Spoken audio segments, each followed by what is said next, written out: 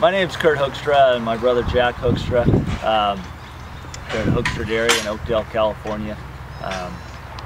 We're currently milking about 1,250 cows. We've been crossbreeding now for just over 12 years, and we've tried a number of different breeds, different combinations. Probably the three main ones that we enjoy the most, that we've seen that have worked, have been the Holstein crossed with the Montbéliard and the Swedish Red or the Red Dane.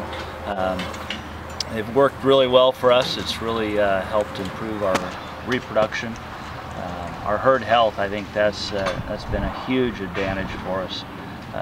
Just the cows are healthier, a lot less problems with them, a lot less cows in the hospital, less antibiotics, as far as treatments for them. So that's all been a huge plus for our operation. So. I think on a nutritional standpoint, if you milk crossbreds and the crossbreds that we milk, the ProCROSS, I think nutritionally you get a higher forage diet, which for us now is a little bit cheaper than having to buy grain and commodities, and we're starting to grow a lot more of our own silages and hay, so that gives us an advantage. You get higher components with that also, so that helps with a little bit higher milk check.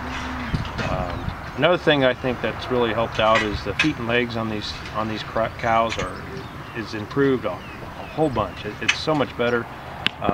When we had pure Holsteins, they tend to walk around a lot slower. They tend to be back on their feet too much. A lot of hoof trimming. Now we don't run a foot bath at all. We haven't for probably 8-9 years. We got a real hard hoof. The cows just walk real well. They get back and forth from the barn. We have one string, actually it's our highest group of cows. They're 900 feet from their pen to the milk barn, and we milk them 3 times a day, and they make that journey or that trip with no problem. It doesn't affect them. I think they're just a good, hardy, well put together cow. All right, a little bit about our selection criteria and how we, in our breeding program, we like to stay with the Holstein, Montbéliard, and the Swedish Red or the Red Dane. If we have a Holstein Montbéliard, then we'll breed her back to a Holstein. The next generation after that will be Swedish Red and then Montbéliard again, just kind of that ProCROSS, the 3-way cross. We like to keep that going. I think all those 3 breeds have great characteristics that we like in a commercial dairy operation. Just functional traits. Mike Osmundson of Creative Genetics, he's played a huge role in all of this, and especially in selecting the bulls that we use within the various breeds. We've given a lot of trust to Mike that he will import or bring in only the best bulls out of the 3 breeds, mainly the top 10%.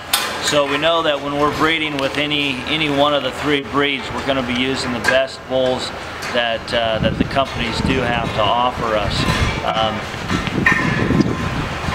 I think one of the things we really like about the 3 breeds that we've chosen, even with the Holstein, a lot of our Holstein semen comes from Europe, and we really like the records that they keep on everything. I think they're much more reliable than the records that are kept here in the U.S. Whether it's about the feet and legs that they record when they're being trimmed, there's much more emphasis on health traits and all those recordings, and all just better functional traits that they select for. Even with our Holsteins, a lot of our Holstein semen is still coming from Europe also. And that just goes back to their selection process and what the bulls have to go through in order to make it as being daughter bulls.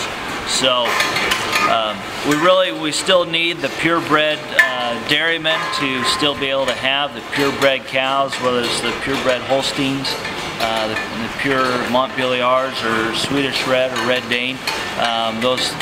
Those are very important for us in our crossbreeding operation and what we do here. So we need to make sure that they're able to still stay in business and do what they're doing, because they play a vital role in our program here in California.